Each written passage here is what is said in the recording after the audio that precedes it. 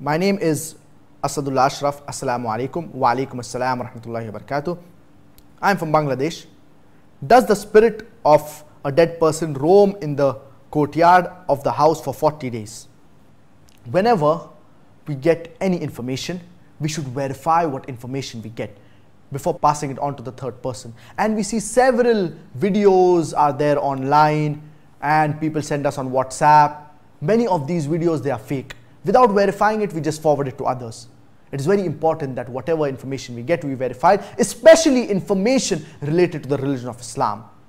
As far as the spirit of a dead person roaming in the courtyard or in the house for 40 days, there is no evidence for this from the glorious Quran or any authentic hadith of our beloved Prophet Muhammad, peace be upon him. All this, it is nonsense and it is illogical.